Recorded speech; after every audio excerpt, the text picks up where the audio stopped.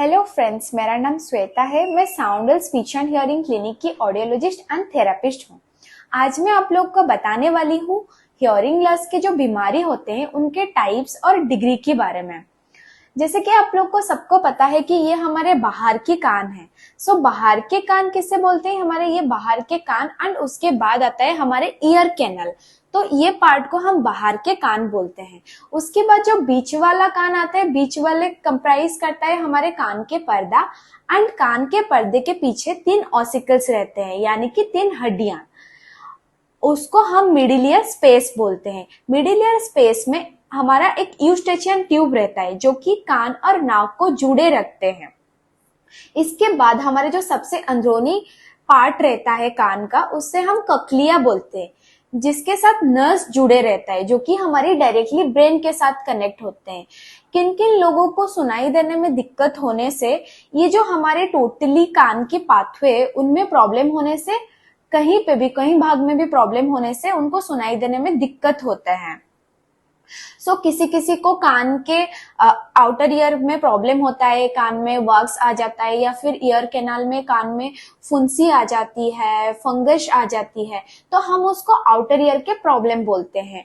And किन किन को मिडिल ईयर, जैसे कि मैंने अभी बताई आप लोगों को कि यूस्टेचियन ट्यूब रहता है। तो यूस्टेचियन ट्यूब जो रहता है वो कान और नाक को जुड़े रखते हैं। कभी कभी क्या होता है, हमारे यूस्टेचियन ट्यूब ब्लॉक हो जाता है, तो ब्लॉक होने की वजह से हमारे कान में क्या हो जाता है ना, सर्दी फंस जाती है, या फिर थोड़ा सा उम्र के बाद, एज होने के बाद क्या होता है, हमारे जो हड्डियां होता है वो फंस जाता है, तो उसको हम मिडिल ईयर की प्रॉब्लम बोलते हैं। अगर हमारे आउटर ईयर, कान के ईयर कैनाल या फिर मिडिल ईयर हड्डी फंस गया, या फिर ईयर का जो हमारे यूस्टेचियन ट्यूब है वो ब्लॉक हो गया, तो इसमें प्रॉब्लम होने से हम उसको कंडक्टिव पैथोलॉजी बोलते हैं। ये नॉर्मली हमारे ईएनटी डॉक्टर जो होते हैं वो ट्रीट करते हैं, मेडिसिन या सर्जरी से ये रिकवर हो जाती है।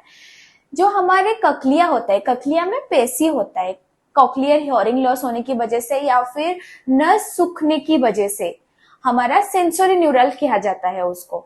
60 इयर्स के बाद ये नॉर्मली दिखा देता है। किन किन बच्चों के जन्म के बाद ही सेंसोरी न्यूरल होने की चांसेस रहता है, और कोई कोई बच्चे को हड्डी फंसने की साथ साथ हियरिंग का जो नर्स होता है वो सूख जाता है। तो ये दोनों एक साथ होने से हम उसको मिक्स्ड हियरिंग लॉस कहते हैं।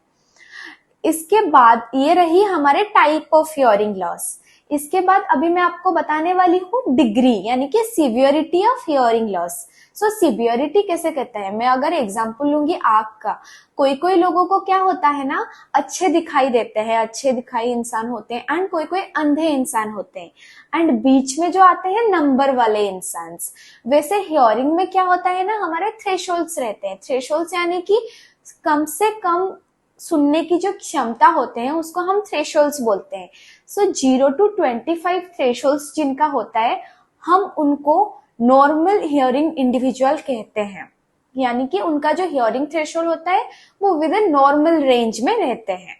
उसके बाद 26 to 40 थ्रेशोल्ड्स जिनका रहते हैं, हम उनको सम्य hearing loss and mild hearing loss करके डायग्नोसिस करते हैं। इसके बाद 41 to 50 जिनका रहता है, हम उनको मॉडरेट हियरिंग लॉस कहते हैं। 56 to 70 जिनका रहता है, हम उनको मॉडरेटली सीवियर हियरिंग लॉस करके डायग्नोसिस करते हैं।